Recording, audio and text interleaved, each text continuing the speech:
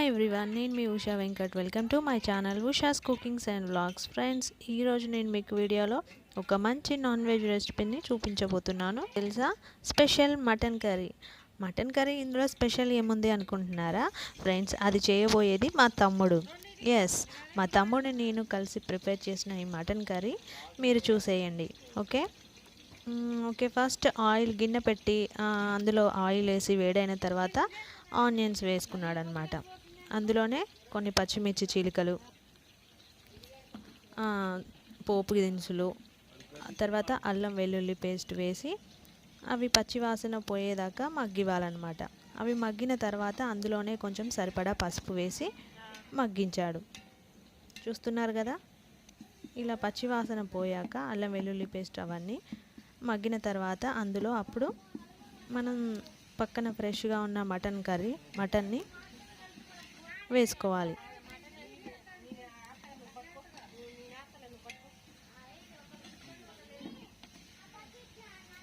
ఇది చూసారుగా మటన్ అన్నమాట, ఫ్రెష్ మటన్. ఇది 4 kg మటన్ రైస్. ఇంకా ఈ మటన్ అంతా వేసుకొని మనం బాగా అవన్నీ కలిసేలాగా తిప్పుకోవాలన్నమాట. చూస్తున్నారు కదా, ఇలాగా.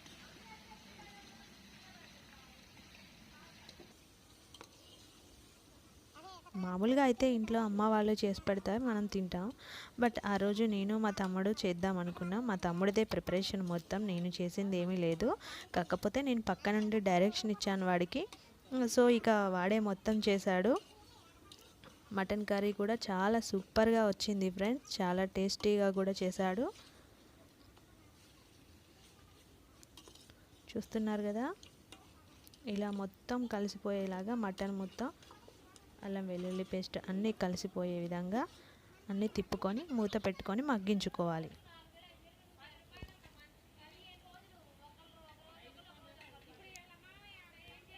ఇలా మధ్య మధ్యలో మనం కలుపుకుంటుంటే మనకు కర్రీ అనేది అడుగంటకుండా ఉంటుందన్నమాట. మళ్ళీ అడుగు అంటితే మనకు టేస్ట్ మారిపోతుంది. సో మనం హైలో కూడా పెట్టకుండా సూప్ పోసేంత వరకు ఇలా మీడియం ఫ్లేమ్లో ఉండి మటన్ని మగ్గించుకోవాలి అన్నమాట.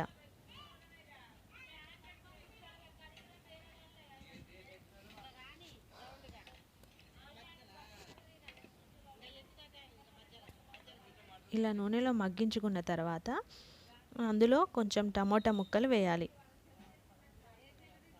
ఎందుకంటే మనం సూప్ చిక్కగా రావాలి కదా, అందుకోసమని టమాటా అనమాట. ఇలా టమాటా ముక్కలు వేసి మళ్ళీ మొత్తం కలిపేలా అన్నీ కలిసేంత వరకు తిప్పి మళ్ళీ మూత పెట్టేసి మనం కొద్దిసేపు మగ్గించుకోవాలన్నమాట.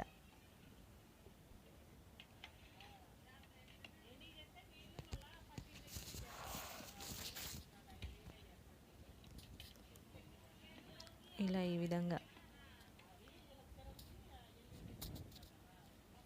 చూసారుగా, బ్యాచిలర్ వంటకాలు ఎంత బాగా చేస్తున్నారో.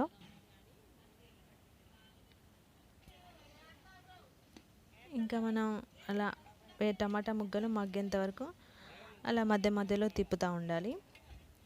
ఇంకా టమాటా ముక్కలు మగ్గినాయి అనుకున్న తర్వాత అందులో అప్పుడు మనం చిల్లీ పౌడర్ వేసుకోవాలి అన్నమాట. తగినంత సాల్ట్ అంతా కలుపుకొని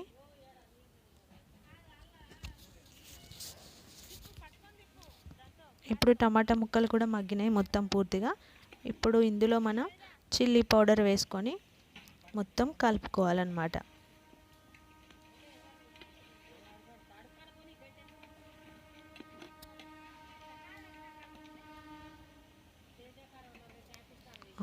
చూసారు కదా, చిల్లీ పౌడర్. ఇలా చిల్లీ పౌడర్ తగినంత కారం పొడి వేసుకొని మొత్తం అంతా మటన్ ముక్కలకు పట్టేలాగా కలుపుకోవాలన్నమాట.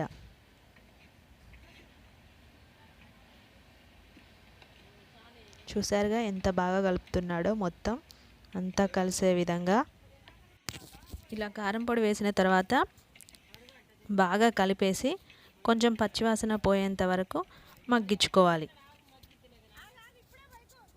మూత పెట్టుకొని కొద్దిసేపు అలా మగ్గించుకున్న తర్వాత మనకు పచ్చివాసన పోయింది అని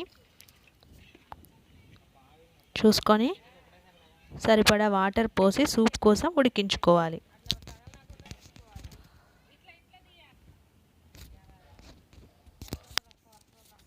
యాక్చువల్లీ కొత్తిమీర స్టార్టింగ్లో వేయడం మర్చిపోయాడు వాడు, సో అందుకని ఇప్పుడు వేస్తున్నాడు అనమాట. పర్లే, ఇప్పుడు వేసినా కూడా ఫ్లేవర్ పడుతుంది మంచిగా.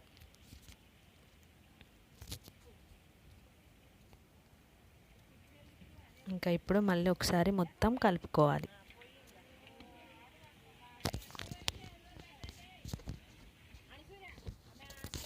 చూసారు కదా, సూప్ కోసం సరిపడే అన్ని వాటర్ పోసుకోవాలన్నమాట. ఈ విధంగా వాటర్ పోసి మొత్తం కర్రీ అంతా ఒకసారి తిప్పుకొని అంతా కలిపేసి మూత పెట్టి సూప్ ఇక చిక్కగా అయ్యేంత వరకు ఉడికించుకోవాలన్నమాట.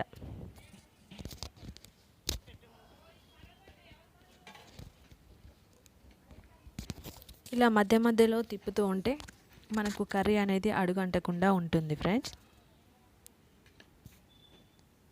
ఇలా సూప్ వాటర్ పోస్తే స్టార్టింగ్లో మనకు పలచగా అనిపిస్తుంది, కానీ అది ఉడికే కొద్దీ చిక్కగా అయిపోతుంది అనమాట.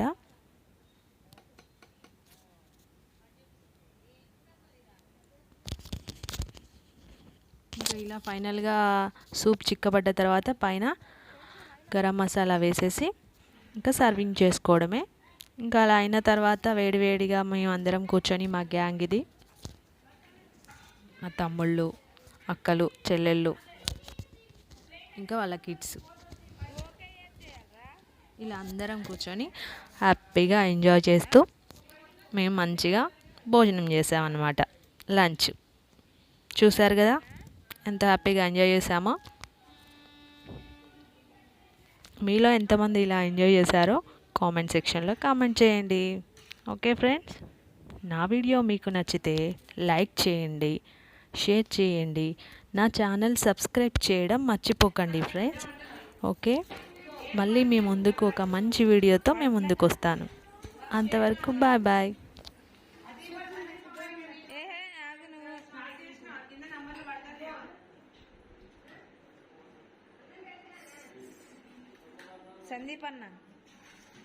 సందీప్ అన్న ఇది చూసేట తమ్ముడా,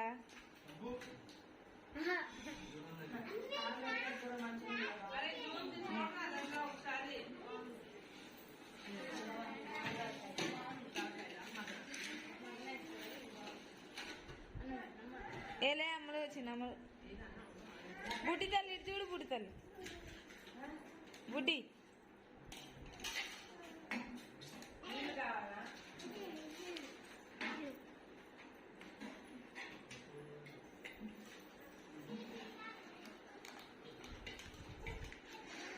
వెంకువా మొక్క పెట్టుకొని చూడు.